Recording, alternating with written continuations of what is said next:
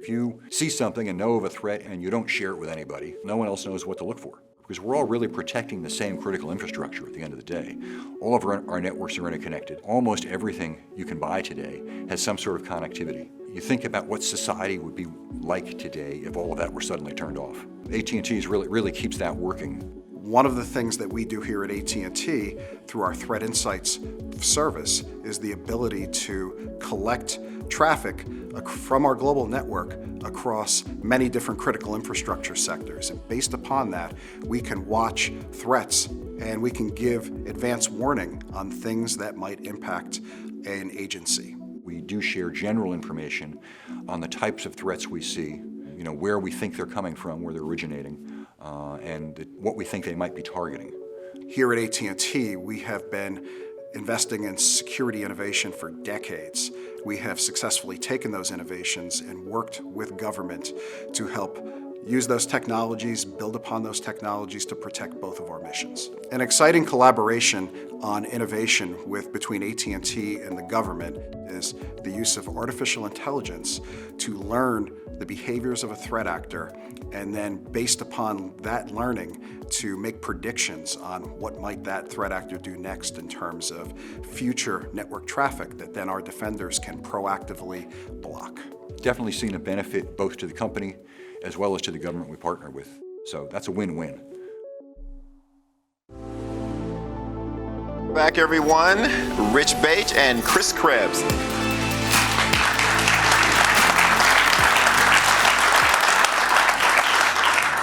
Forgot about that. Chris, what is this? Do you remember this? I do. So I don't remember what year it was. It was several ago. I think I'm actually wearing a tie in that one, which was very unusual. And I was reading off a piece of paper, which is also unusual. But this was swearing you into the the President's National Infrastructure Advisory Council in 2020, right? Right before COVID. Yeah. The fall, yeah. Yep. But yeah, we thought we'd start it off with just a little bit of memory lane there to get things going. We appreciate you joining us here today, and obviously your many years of service in the government as well as the private sector. And we thought we'd just have a discussion today about the public-private partnership. Sounds good. So from your standpoint. When you decided that it was time to leave the government and stuff like that, why don't you share what have you been doing with your time since you left government? Well, as I was transitioning out of government, I was trying to figure out what I could do to make an impact on the same sort of order as CISA. And CISA is the Cyber and Infrastructure Security Agency. The current director, Jen Easterly, has, I think, come up with a pretty good tag. And maybe the NSA might disagree with it, but it's still on the cover accurate. But it's the nation's civilian cyber defense agency. It was established in 2018 as in that name and separated out within DHS as a standalone agency like FEMA, like TSA. Previously, it had been a headquarters element called the National Protection and Programs Directorate. And in fact, I think the last time I was down here in Dallas with your predecessor, Bill O'Hearn, I was the Undersecretary for the National Protection and Programs Directorate. But that's an agency, that's an organization that's been around for quite some time, but really the mission is working with the private sector to give them the support they need, when they need it, and where they need it. And it was something that I'd had 2 stints in. I'd served in the Bush administration as well. And so as I was transitioning out, I was trying to figure out how can I have that kind of impact at scale across industry. And frankly, the easiest way to do that was in a smaller scale consulting practice. And so as I was talking to my business partner, hey, let's do this thing, I got a call that came in from SolarWinds, the incoming CEO of SolarWinds, that was taking on this big challenge of getting the company up on its feet after the SVR had kind of eaten their lunch. And he almost repeated our business proposition back to us. And really, there are an increasing number of companies out there compared to 5, 6, 7, 8 years ago that are systemically important throughout the IT ecosystem. And it is increasingly where it used to be 5-10 years ago, the AT&Ts of the world, the Microsofts, the Googles, now it's a bunch of mid-cap software companies, enterprise software companies that sit in really important positions, key nodes and dependencies within IT infrastructure that the bad guys, if they know where it is and if they can hit it and take advantage of it, they can have a great deal of success. So we felt that there was a bigger community of companies and organizations out there that needed help, and we started with SolarWinds, and now 2.5 years in, I think we've really nailed an interesting model of helping companies understand why they might fit into the attack patterns, plans, and strategies of an adversary, whether it's Russia, China, Iran, or this increasing emerging set of nations like Vietnam and some others, and ensure that their security programs are aligned accordingly. Great. Yeah, when I recently left, everyone wanted to know why, and the focus was just on the fact that a lot about what you said is when I look at AT&T and our ability to service not only enterprise but the small medium business, right, and how critical that is to our critical infrastructure and the humanity, right, associated with ensuring we have secure and reliable connectivity, because our critical infrastructure really can't operate, right, unless we have that. It's kind of like AT&T and the other providers are almost like the center of gravity for our critical infrastructure and kind of our way of life, right? Because without that ability and that connectivity, we could be at severe risk. But let's take people back a little bit, because this isn't new, right? When we first started talking about public-private relationships, I think it was Clinton administration, PDD 63. Yep. So when you think back to when that started, and that started the whole information sharing analysis centers and everything else, maybe give everybody just a quick ride of what's transpired since then. So at the tail end of the Clinton administration, as the national security community was starting to look at the way that technology was starting to integrate itself significantly into the economy and into industry, and importantly, there was also an increase in terrorism threats domestically here to the U.S. And this was a couple years after the Murrah building, Oklahoma City bombing. And so there was this increased attention to, okay, how do we protect America's critical infrastructure? How do we understand what our dependencies are? And how do we provide the appropriate resources, the support, and advice to the critical infrastructure community? So the Executive Office of the President, through the National Security Council, works with some industry folks, and they put together this memo. And memos of this sort change from administration to administration. They kind of relabel them, but at the time, it was a presidential decision directive.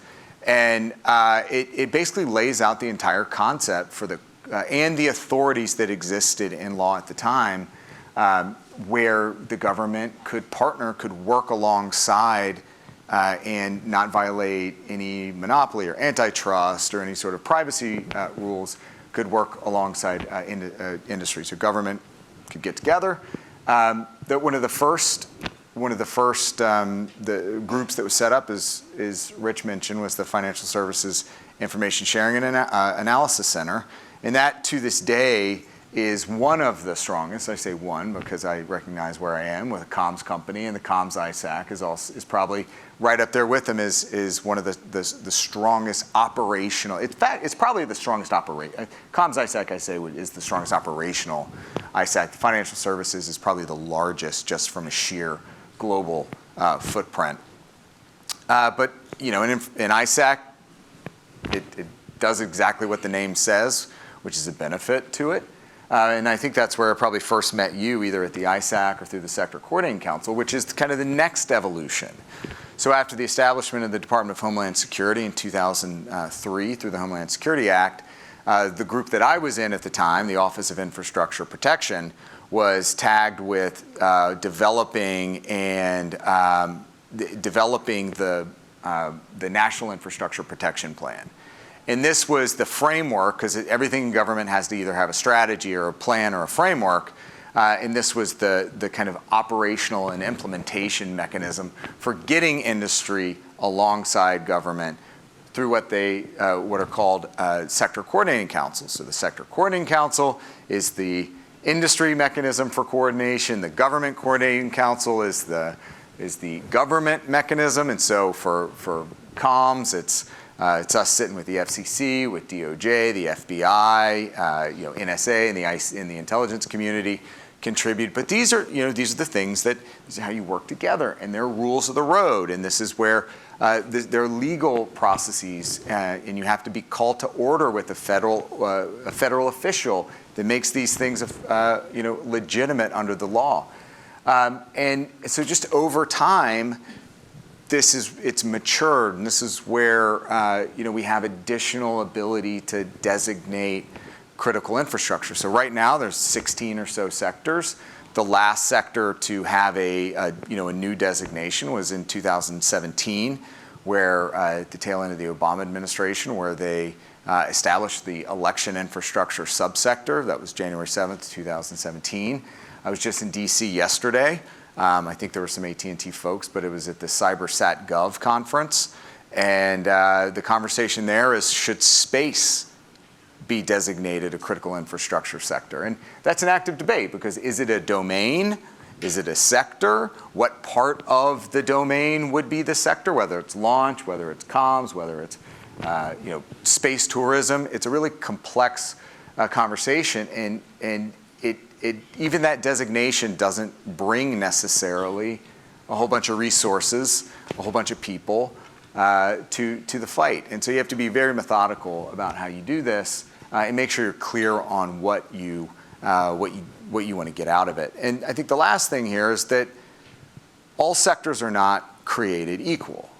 The participation in the sector mechanisms really varies from sector to sector. I've always held up the financial services industry as probably the most active at a senior level, with, again, comms as being one of the most active as well. And when I say active, what I really mean is you get CEOs involved. John Donovan was a huge contributor to the efforts when I was there. Randall Stevenson was always around some of these security conversations. And so when you have that security buy-in, you actually can make big differences. You can achieve these security outcomes we're all going for.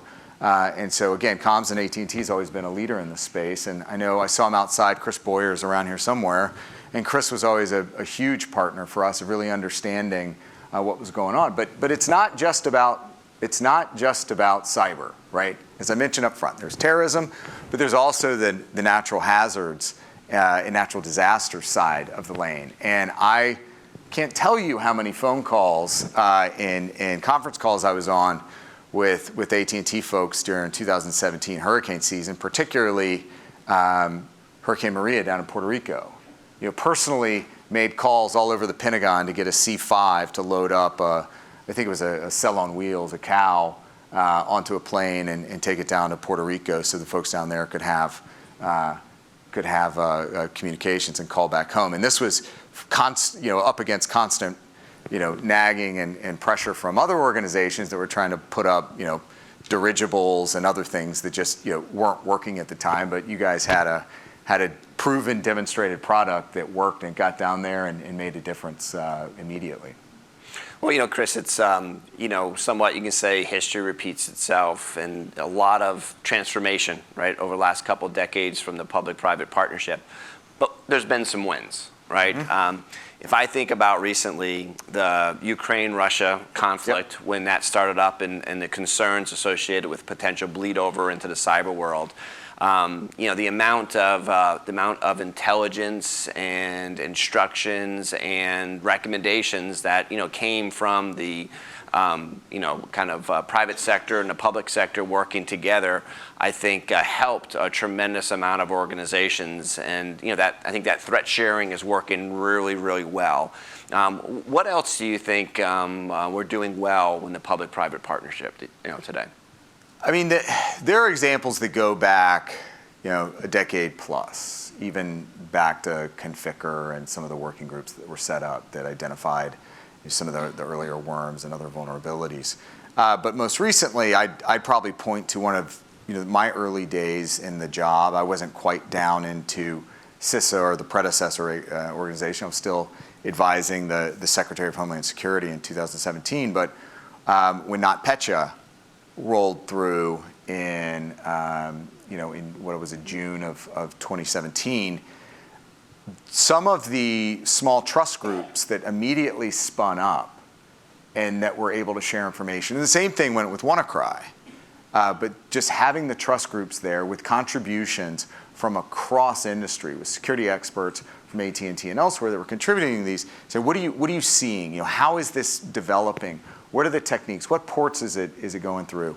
A little bit of what we saw in the demonstration just before in the simulated TTX. That stuff was happening then, of really manual processing of the activity and the behaviors of the malware that would allow us to get our arms around the problem. And when you look at the impact of NotPetya domestically, it was actually fairly limited. Just because we saw things, we were able to get some of the indicators out quickly. And so you start rolling that forward. I think there are a number of different successes, even before Ukraine. But Ukraine, in the ability to support the Ukrainians, and then our ability to be prepared here for anything, was, it didn't just happen overnight. There was buildup, so WannaCry and NotPetya. There are examples like January 2nd, 2020, where the US government took out Iranian General Soleimani. And that was a fairly provocative activity that teed off the IRGC, one of the more capable Iranian actors, to come after US infrastructure. And so we had to identify the event, contextualize geopolitically what was happening, and then get guidance out, not just at the technical level. And I think that's the thing that I learned in my time at CISA, is that US CERT, the predecessor of CISA Central now, was pretty good, quite good in fact, at sending out technical alerts. But when technical alerts, they have an organizational ceiling. They can only go so far and enrich and contextualize an event so much. So what we had to do was help executives, at your level and above, understand why this is important, and why when the technical team comes and say, we need to take some pretty dramatic actions that may impact our ability to deliver services, and we may get some feedback from customers and partners, but the reality is that if we don't do this, the outcomes may be a lot worse and they'll be a lot more upset. And so for us, it was identifying what those issues were, contextualizing and putting out the what we called executive insights, so that you had a tear sheet and you could walk into the C-suite, to the CEO and the board and the general counsel and say, here's why this is important, here's what I'm asking you to do, and here's why I need to do it. And that's, I think, again, these are some of those successes that build us up now, because this challenge that we're dealing with from a technical risk perspective is not going away. It's only going to get more daunting, more complex, more complicated. You look at cloud uptake year over year for the last 5 years, it's skyrocketing. Now we talk about generative AI. AI, AT&T is a leader in AI in the enterprise, but not everyone's as capable, has the right governance mechanisms in place. And so we're seeing a lot of outside of policy use, and there just aren't the tools in place right now. And it kind of takes me back, frankly, to 2013 almost, when cloud was really rolling out, and you had software engineers throwing workloads up into S3 buckets, and there's no CASB. CASB didn't exist. So how did you really stay on top from a discovery, monitoring, and controls perspective? We're in the exact same place right now for generative AI. So we've got a lot of work to do, and things feel really good on one side of the coin, but on the other side, it's still a daunting challenge. Well, it's funny you bring up the cloud and CASB. So, I'm a big fan. History repeats itself, right? So if we go back to the late 1990s when firewalls were first being shipped, right? They were shipped, wide open, and everybody had to inherently know what ports to close. And they quickly realized they need to send it completely closed. But fast forward to the cloud, we get to the cloud, initially comes out, same type of thing, inherently open. About a year and a half later, we inherently closed. Yeah, we don't learn our lessons, and I think when I look at the big picture technology trends, the first is the third party shifts that are happening right now across business processes and SaaS providers. There's even with MoveIt, Progress, and some of the facts that that ransomware actors had a 0 day in and of itself is a problem, but there's no way really to contract around the Move IT issue. And I have plenty of examples and victims I've talked to that said, hey, we were required, frankly, by federal law to ship it to these guys for, like college scholarship processing. We have no other option. We had to do it. So that's an issue that I think that we're gonna tussle with. But to your point, as each new iterative, innovative technology comes along, the pressures are to get it to market, rather than say, hold on a second, wait, what did we learn in this innovation, in that innovation, in each cyclical innovation before it, and if we covered down, are we red teaming this stuff the right way? We're red teaming it, but are we fully red teaming it the way that we would all say, okay, we're comfortable with this, we can move forward? Well, Chris, it's kind of funny. We think about the third-party supply chain and the risks associated with it. And if I go back again historically, way back late 1990s, right? The Department of Defense had the NIAP program. Yeah. Right, where basically security software had to go through and it got thoroughly inspected to make sure that there weren't any backdoors or any hidden code. You fast forward today, there's lots of discussions on secure supply chain. Yeah. Should we rate our vendors? Yep. Should we require, code certifications and all those different types of things? But, you go back and oftentimes, government has a good idea and it doesn't necessarily fall through, or it's not expandable, the costs are too much. But there's been a lot of good effort. Well, code review alone, right? And this was one of the big questions about SolarWinds and Orion. Each time they shipped a new update, should the NSA have put it on the bench, broken it down, and trying to look for suspicious code? Yeah, it sounds great in theory, but you actually put that into practice, you'll be on, we'd still be on, Windows XP. Yeah. Right? The backlog, there aren't enough people in the NSA to tackle that task. So we're going to have to get to a better way. And frankly, even with, again, using that example, using SolarWinds Orion, if you'd followed the implementation guidance and put it behind, to your point, a firewall that wouldn't allow it to touch the public internet, and maybe you put an EDR on it, like Sentinel-1 was able to detect it, you put that down, and it wasn't able to reach out and pull down the second stage implant. Yep. So, this is where defense in depth, and I'm a big fan of, at least conceptually, zero trust. Don't love necessarily the marketing around it, but because really it's almost network access security, from a dozen plus years, 20 years ago. But you can't have that single point of failure in the network, and this again goes to resilience, the point you're making earlier with Ukraine. So, we've seen a lot of lessons learned, and I do think that.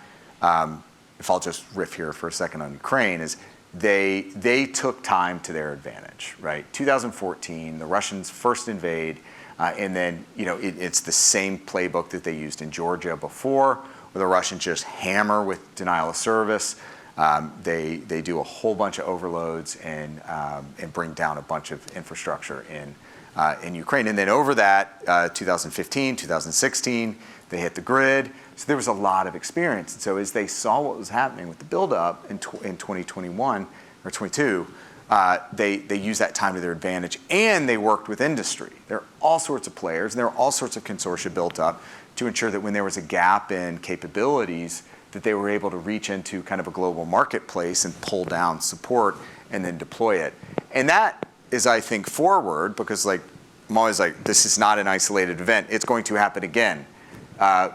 Taiwan should be taking the exact same playbook. How can they prepare for potential escalation of hostilities? This is what Israel is doing right now. With every day they're just getting pummeled by the Iranians. They're getting pummeled by everyone else in the region. They're getting pummeled by Hamas, who has capabilities. And so we have to take these lessons. Then we also have to turn it back home domestically, and really not get complacent on where we are. So we talked a little bit about some of the successes and maybe some of the the opportunities. Way back when you were in the chair, right? The NSC had tasked the National Infrastructure Advisory Council, right, to come up with a view on how to do public-private partner sharing. And you might remember we did the Critical Infrastructure Command Center. But what clearly came out of that is one of the challenges to do effective public-private partnerships. So we went around the world, we talked to Australia, we talked to the UK to look at all the different operating models that exist for public-private partnership. And what always came back to the most troubling thing, the hardest thing to remove, and still today I think we trip over this, is authorities. Yep. Right, the appropriate authorities. You know, our Constitution was never written in the time of the internet, right? So you've got privacy issues and you've got other issues that we have to deal with.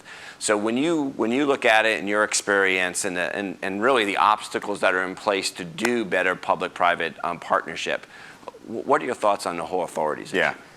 So my counterpart at the time with the United Kingdom's National Cybersecurity Center, a guy named Kieran Martin, who's one of my absolute favorite people in the world, I would always joke with him because where he sat in London or Cheltenham, I'd say to him, I would love to have your problems. I would love to have to worry about like 8 companies. But here in the US, it is a massive, complex risk landscape. We have so much risk out there, and it really does rely on companies to continually do the right thing. In most put an effort in, at least, and some excel. I think that tends to happen when they have most at stake. But from an authority's perspective, what we continue to try to encourage is how do we take early indicators and then rapidly put them into a sharing process so that someone that might be a subsequent victim can take the right measures, can learn from the prior event, and defend themselves. And that's really the basics of information sharing right now. So if this company gets hit, someone, 10 other companies can deploy the defenses and signatures and all that good stuff to ensure that when the adversary looks to move on, that they're already defended. The challenge is, to your point about authorities, and we've passed laws on this. So the 2015 Cyber Information Sharing Act, also the CISA Act, but not the real CISA Act, I guess the first one, allows for the sharing and a liability, and the liability protections go along with it, of indicators across industry to industry, industry with government. And I think for the most part, it's been generally successful. I think we still see, however, examples or excuses of why we can't share, and it tends to, I say this lovingly as a lawyer myself, that it tends to be lawyers that can come up with litigation risk, particularly after an incident, reasons for not sharing. We see that a lot with ransomware right now. Victims that don't share information with government because either they don't have a reason or the SEC or otherwise.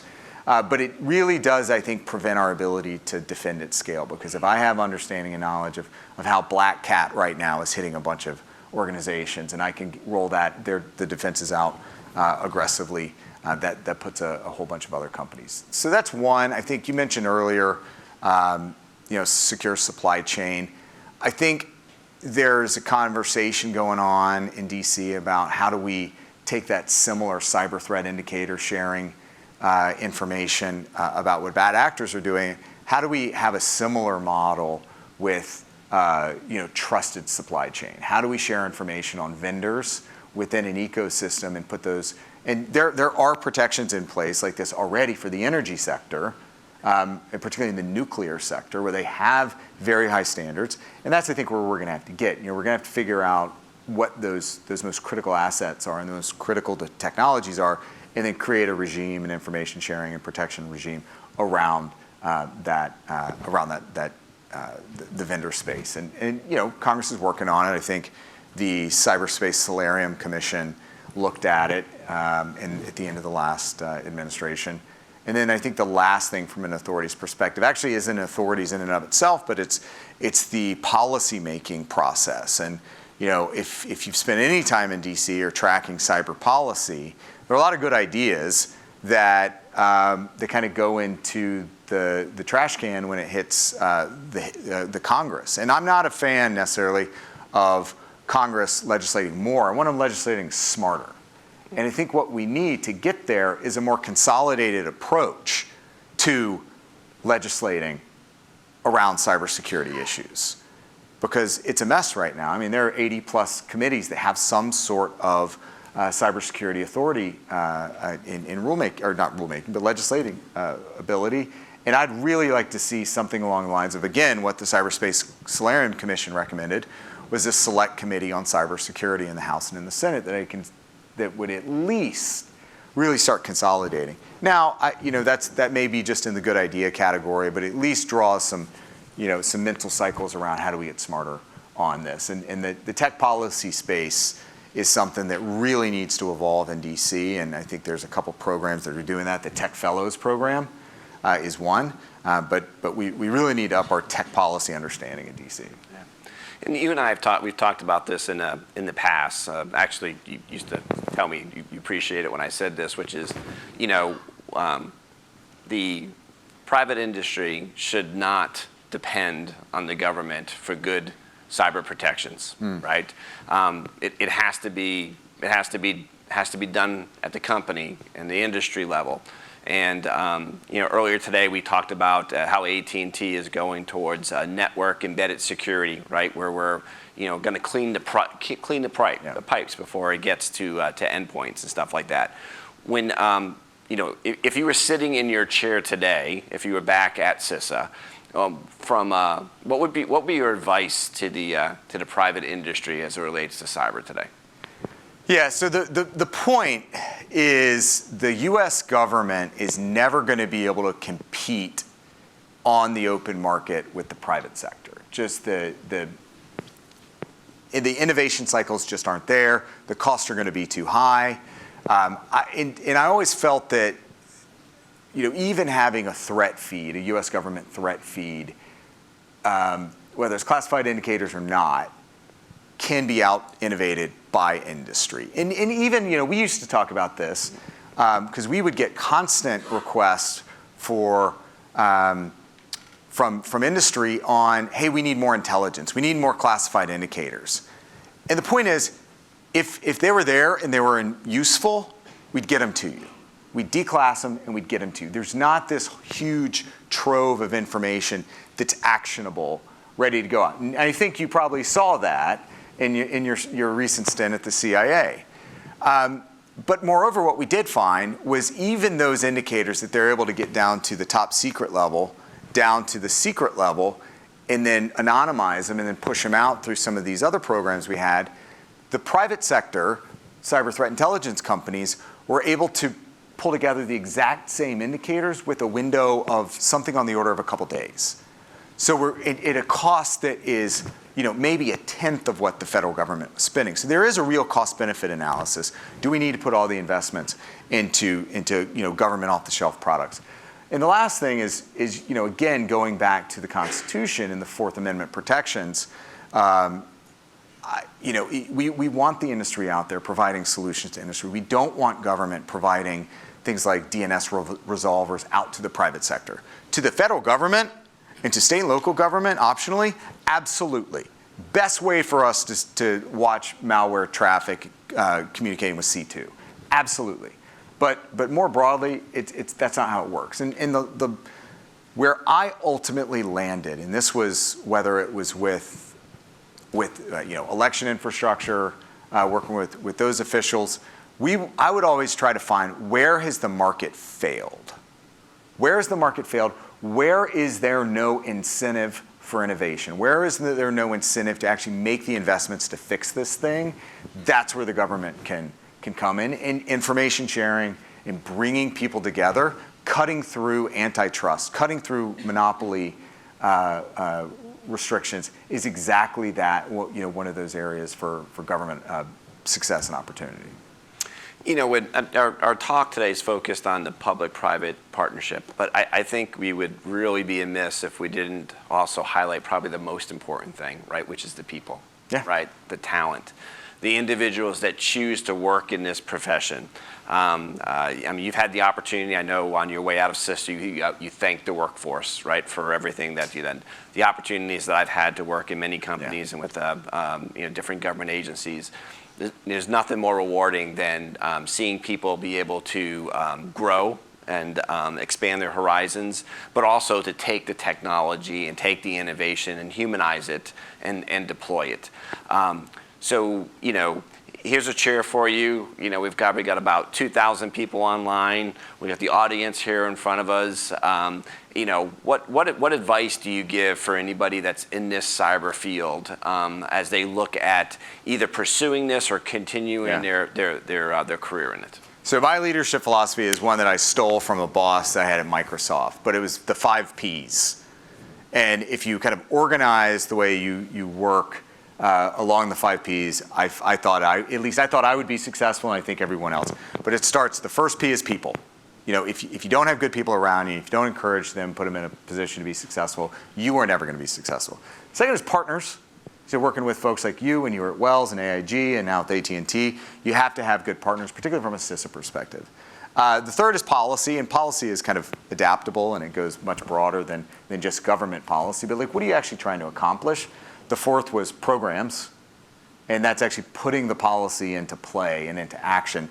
And then the fifth, and this was maybe more for CISA, but I think it works for companies like AT&T that's also communicating out there, but it's public affairs. And you have to be out there talking about the things you're doing and how people can benefit and what the upside is and how you're contributing to the movement to build excitement that brings it back to the top, to people. How do you get people in? We're doing cool things here. Come be a part of this team. So, I think if you can orient yourself around a kind of I tend to like the rule of 3s. Not 5, but it's hard. 5 is a lot harder to remember than 3. So I try to stick with 3 where I can. But look, I think so. We were at an event right before RSA, and so Hugh Thompson, who's kind of a legend in the space with RSA and in the venture community, but when he was talking about why cyber is a job is so attractive. He had his own 5 rules, and I'll probably butcher some of this, but the first is that it's fun. We're doing really fun things and solving really hard problems. Second is it's enduring. This is literally going to be a challenge for the rest of our lifetimes. No generative AI is not going to solve all the problems that we're talking about today. It's just not going to happen. It'll make it a lot easier for us to solve some of the problems, but it's not going to knock us out of the loop. The third is that it actually kind of pays well. It's not bad. The fourth is it's national security problems. So here you are in the private sector, and you're going to be able to impact the landscape as much as you were at the CIA. And that there are people in your team that are also really making that happen, because you're not the one pushing buttons, Rich. I know that.